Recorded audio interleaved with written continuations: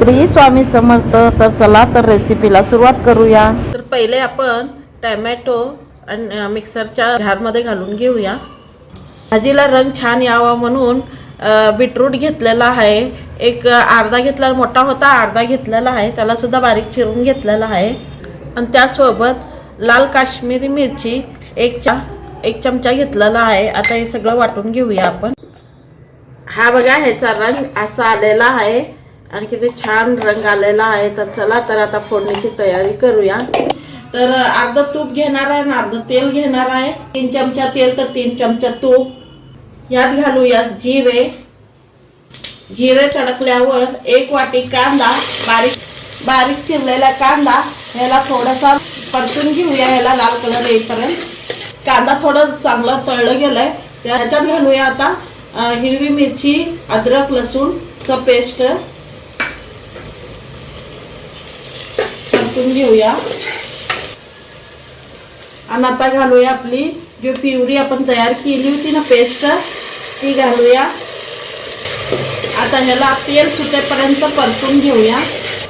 चवीनुसार मीठ आताच घालून घेऊया, चवीनुसार थोडंसं मीठ।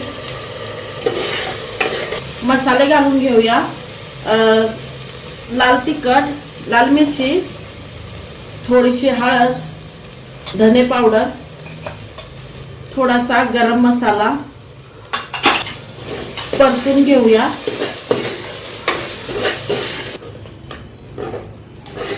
आता आपण ह्याच्यामध्ये भाज्या घालून घेऊया। शिमला मिरची बारीक चिरून घेतली आणि हे बीनसच्या शेंगा आहेत, हे सुद्धा थोड्या होत्या तर ते सुद्धा घेतलं। गाजर बारीक चिरून घेतलंय, गाजर सुद्धा। मी 1 वाटी मटर घेतलेले आहेत, वटाणे घेतलेले आहेत हिरवे ताजे आलेले, आणि दोन बटाटे घेतलेले आहेत, मोठे होते 2 बटाटे घेतलेत, आणि फुलगोबी घेतलेला आहे, म्हणजे फ्लावर घेतलेला आहे, सॉरी फ्लावर बी म्हणतात, फुलगोबी बी म्हणतात। आता हे सुद्धा ह्याच्यात घालून घेऊया आणि याला सर्व मिक्स करून घेऊया मसाल्यात। झटपट होणारी भाजी आहे, तर आपण सगळं एकत्र करूनच ह्याला शिजवून घ्यायचं आहे। खूप छान होती, करून पहा। हे सर्व मिक्स करून घेतलंय मसाल्यामध्ये। तर आता आपण 2 वाट्या पाणी घालून घेऊया। मिक्सरच्या जारला थोडा मसाला आहे, तर त्यातच पाणी घालून खंगाळून घालून घेऊया आपण। आणि दुसरी वाटी, कारण आपल्याला जास्त पाणी घालायचं नाही, कारण आपल्याला परत वापस मॅश करायचं आहे हे भाज्या, त्याकरता थोडंसंच पाणी घातलेलं आहे। 2 वाट्याच पाणी, थोडंसंच पाणी घालायचं आहे आपल्याला। चला तर ह्याला एक 4-5 शिट्ट्या घेऊया आता ह्याला। आपल्या शिट्ट्या झालेल्या आहेत, आता उघडून बघूया। वाव, भाजी किती छान झालेली आहे, शिजलेली आहे भाजी, बरोबर झालेलं आहे पाणी सुद्धा। आता थोडंसं ह्याला मॅश करून घेऊया। मॅश झालेली आहे, आता ह्याला फोडणी देऊया। हा बघा आपली भाजी किती छान झालेली आहे। आता ह्याला फोडणी देऊया।